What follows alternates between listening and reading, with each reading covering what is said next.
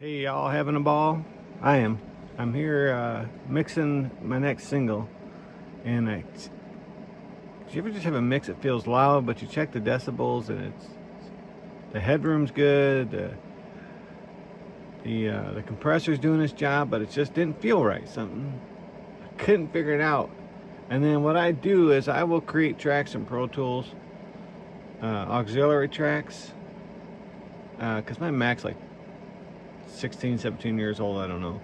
So it gets a little laggy when you use a lot of plugins. So what I do is, as much as possible, I make an auxiliary track, put a plug-in for guitar, for compressors, for all the electric guitars, one for the acoustics, one for the drums, same thing with like reverb and room sounds and stuff. I'll create a whole auxiliary track, and then I'll just use the sends and bus it over to each channel I want.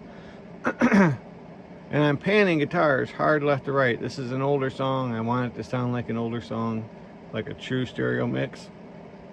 With the exception, I'm keeping the drums and bass dead center and vocals.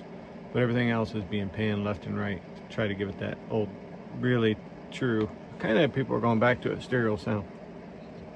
Anyway, I couldn't figure out what in the heck is wrong. And it turns out what I did, and I'll show you. Okay, so it's really loud. I'm waiting for a new wire for my big monitor, so I haven't used this tiny old one. But anyway, there's a guitar coming in. I wanted it in the right channel. I'll show you how it was before real quick.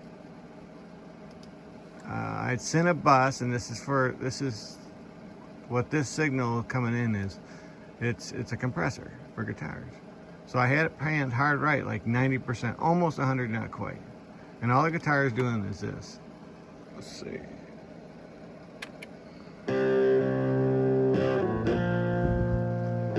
it was sounding loud. See, right now you're hearing it only in that monitor, like you should be.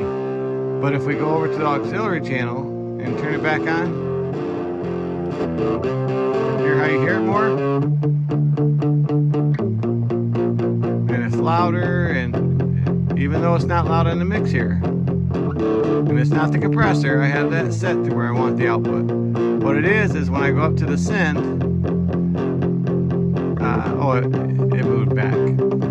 What it was, if you look at the send, it was panned dead center. So of course it's sending the signal to the left speaker too. I don't know if you guys, I've done this for years.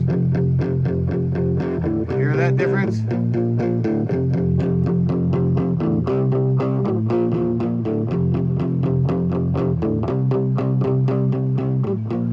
I don't know if you guys have ever made this mistake. After 27 years doing this crap, I shouldn't have made it. But it's literally taken me a day of mixing, thinking, wow, I have it hard panned. What is that sound?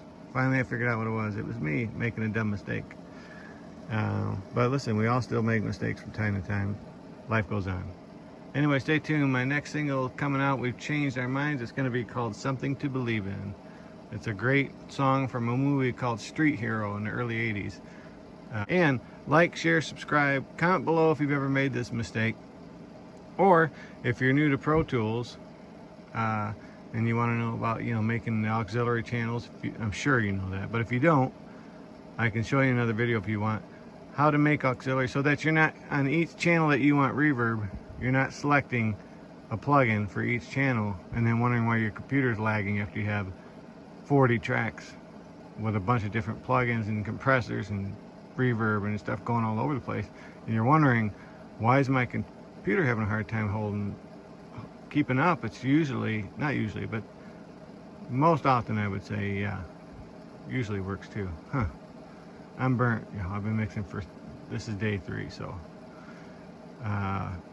anyway, I hope you like it. I kept it with a few imperfections in it, so it sounds like what it is, which is a human playing on a recording, and the control room's a mess, as it usually is when I get working this heavily in a project. I got my amps covered up and my purifiers going to try to catch some of the dust, keep them off the Twin and the Blues Junior and the Deluxe, and then I got a box out there I keep out there, but got the ADAT, so if you have anything you need transferred digitally from ADAT, and I can do 1/2 inch, 1/4 inch, and 1-inch analog tape right now, and of course reel to reels if you need something transferred from reel to reel or cassette, whatever, we can do it here at Steel Dog Studios.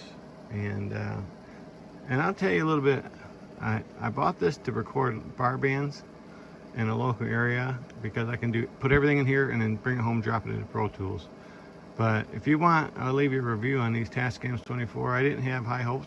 It's actually pretty good, pretty decent preamps, and the compressor built in pretty much works. So let me know, comment down below, like, share, subscribe, and if you dig, then do.